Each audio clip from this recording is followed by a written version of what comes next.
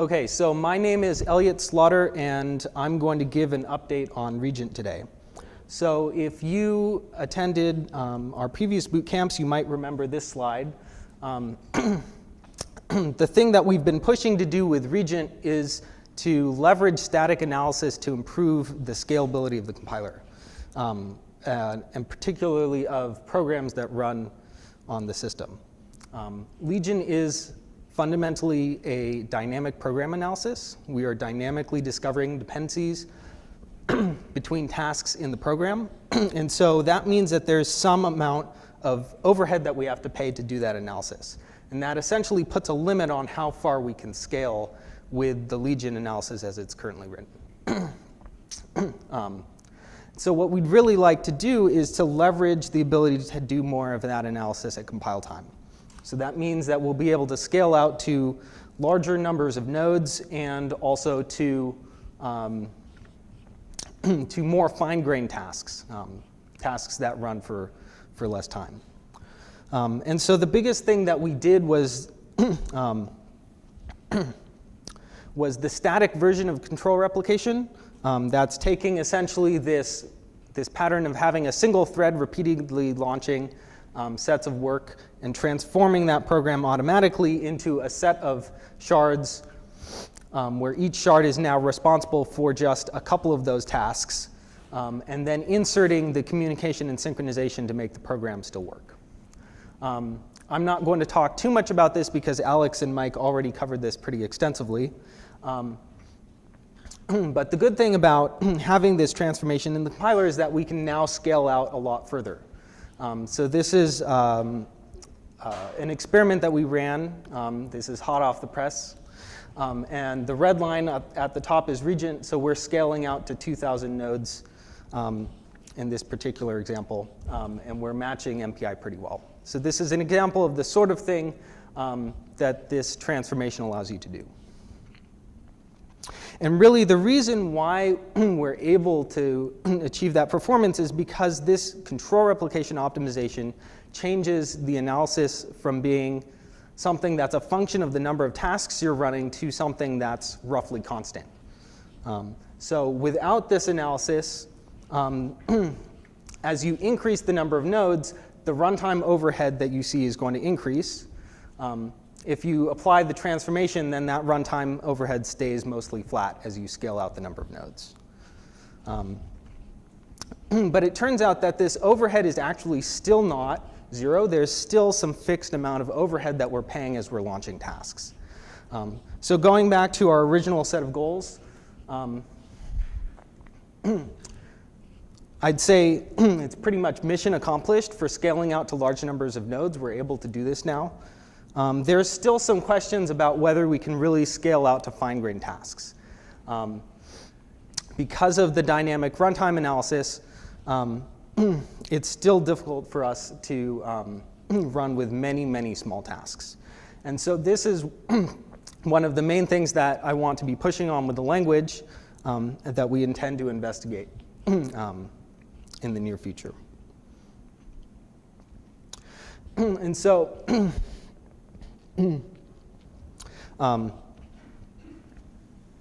so if we're looking at why we're doing static analysis, the thing that you have to understand about the Legion runtime is that Legion is fundamentally a pipelined runtime. So in the runtime, we take a sequential stream of tasks. You have this program which is launching tasks.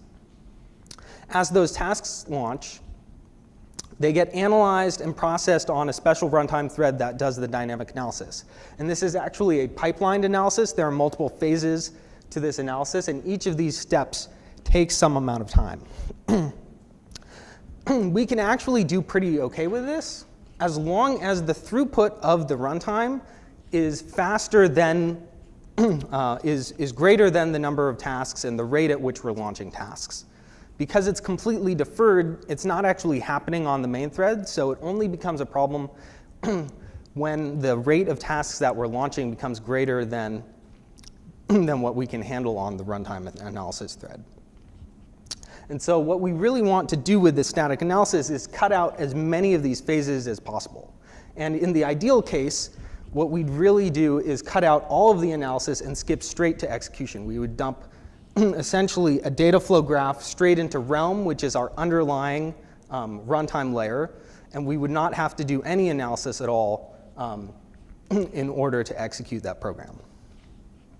So if we look at how things currently execute on the runtime today, this is a main task that we've got that's executing on an application processor on some instance of the runtime. And today, every time we hit one of these task calls, we need to launch a little bit of runtime work onto some thread. In reality, there are actually multiple phases to that runtime analysis. I'm just going to show that as a single box here. And as soon as that runtime analysis completes, we're able to launch the task. So the way that we get parallelism in the system is that the main thread continues executing in parallel with the execution of the tasks and in parallel with the analysis that we're doing in the runtime. One of the things that these runtime analysis boxes have to do is compute dependencies for subsequent tasks. And so essentially what we're doing in this, one way to think about this is that these tasks can launch as soon as all of the red dashed lines, which are dependencies, are satisfied. But those tasks also can't launch before the runtime has finished computing the dependencies. So what you can see in this trace is that these green tasks have been delayed a little bit because the runtime analysis took a little while to compute the dependencies for those tasks, even though the actual dependence graph over the tasks doesn't constrain the task execution in that way. And so what we would like to do is to reduce this to essentially a single operation that dumps the entire task dependence graph into the execution pipeline. So this, in this case, we've run Regent. We've run essentially a static dependence analysis to determine what all these dependencies between the tasks are. And we dump that into the runtime so that the runtime is able to just take that result and use it immediately so that we don't spend a lot of time analyzing those tasks.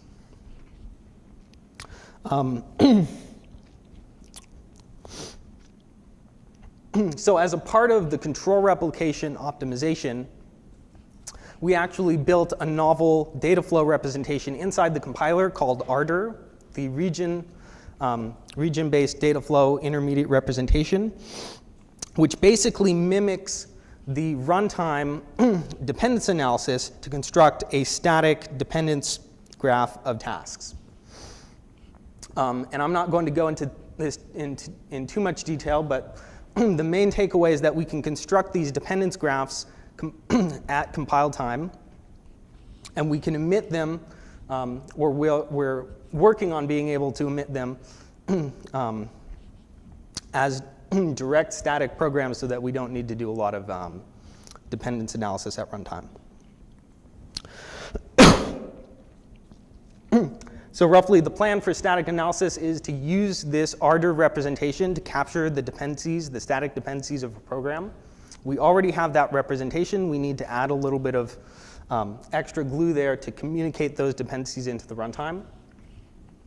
The Bishop language, which Wan Chan talked about, is able to describe mappings. And one thing we'd really like to be able to do is do some static analysis of those mappings so that we don't need to do the mapping at runtime. If you take those two and you put them together, what you get the ability to do is essentially the ability to generate static data flow graphs to Realm. We can skip the Legion analysis completely.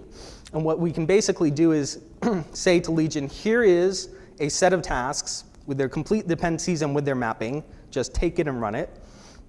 And Legion can handle sort of the all of the execution around that, which is still valuable if you want to include this in a larger application that uses some of the dynamic behavior. But we can essentially take pieces of programs that are able to be statically analyzed and reduce the overhead for those programs. And then one more thing that I wanted to mention as sort of a theme that we're pursuing is we don't want to just pursue static optimizations. We really want to be doing things at JIT time as much as possible. So what this is, so we're going to be able to execute essentially the Regent compiler at runtime as a stage in the Legion analysis pipeline. And so, instead of just having mapping, for example, where you choose where a task executes, you might be able to choose, for example, a data layout, and then have the Regent compiler generate a task specifically for that data layout, just on the fly. And one of the advantages of doing this sort of JIT time optimization is that we can take more dynamic properties and make them static. So even if some, say, dependencies between tasks and program can't be statically computed, it's possible that if we execute the Regent compiler on the fly, we might be able to discover those dependencies at JIT time with the information that we would have at that point. And so this is one of the other things that we're going to be pursuing in Regent. And that's all I have. I think this is the last talk. So if you have any questions, I'd be happy to answer them. Yes?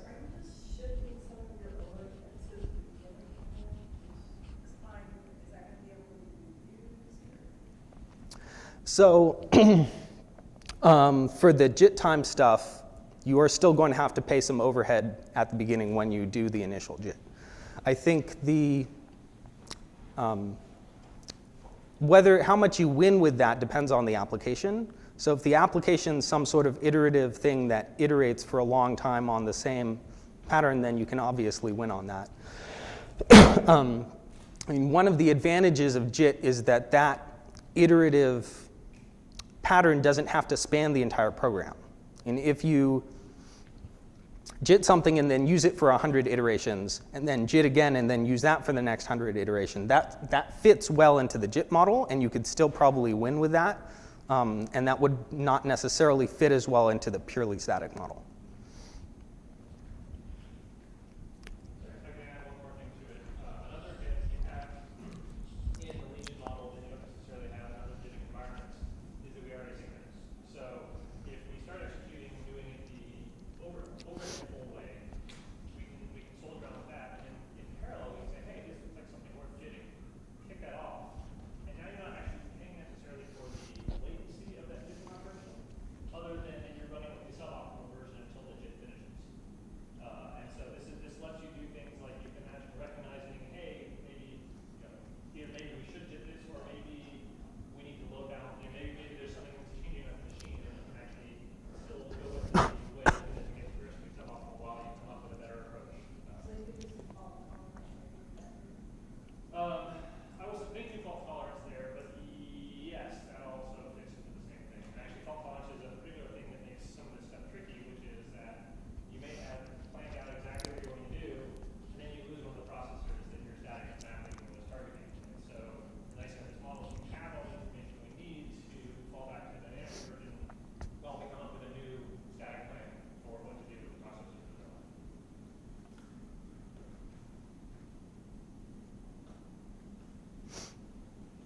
Yeah. So it sounded, if I understood it correctly, but at least in the completely static case, not the JIT case, that it was sort of all or nothing, so you needed to create a sort of complete static dependence graph or nothing, and it's completely runtime. Is there sort of a in-between where the parts that are easy to analyze statically, you can see your static from source code, and then other parts maybe are more? So I think we'd like to be able to take sort of subsets of a program. If there is a subset which is static, we might as well optimize that. And that's how the control replication works. So if you have something that doesn't quite fit the control replication as it's currently written, as long as there's some subset, you could optimize that. And if we do, when we do the static dependence analysis, I think it'll work similarly. I mean, from the Legion runtime's perspective, that static blob of tasks is basically just a single operation. It'll have some inputs, some outputs, it'll get mapped and analyzed exactly the same way, right? And then when it executes, it just expands out to a data flow graph.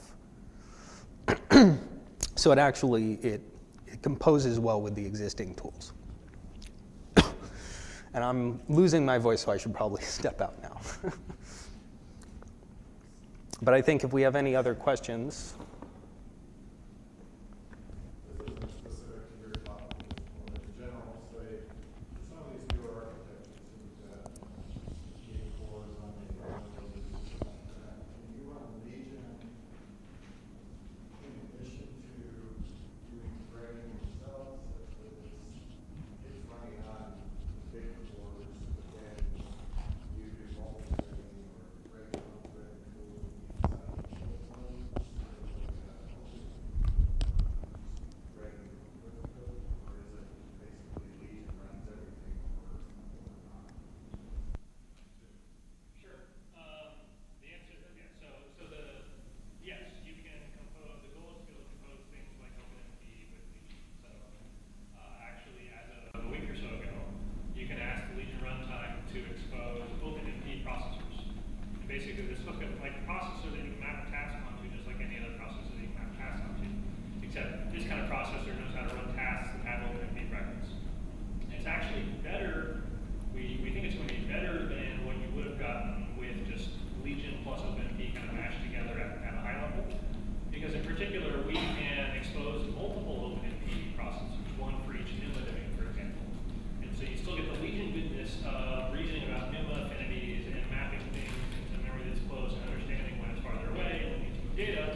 But once you get into the NUMA domain and you have, what's 16 or 4, 19, no, or 17 cores that are all in one NUMA domain. Right now, you can just turn it over to OpenMP and say, blast and tile across all these cores, and you get the lowest overhead way of filling the cores that I can.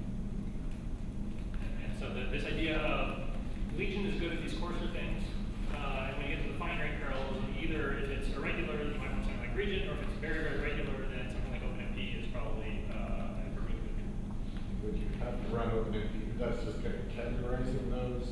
So if you wanted like Cocos or something to be your on-node parallelism, would that work in that paradigm? Or do you actually have to have OpenMP pragmatism stuff? So I need to go look at Cocos a little more carefully. My understanding, however, is the way that Cocos usually gets parallelism on CPU cores is with OpenMP. And so the fact that Cocos is mediating that may not matter to us. Okay. It may be that it just looks like, well, let me be careful. As far as distributing work across cores within a NUMA domain, we may not need to know that Cocos is there. It just uses OpenMP and it just works. So you've got a collection of cores. Yeah, the other side of it is Cocos has a data model. That if you write a Cocos application, it has a data model that looks a little bit like regions and layout constraints and stuff. And we would obviously want those two to play nice together.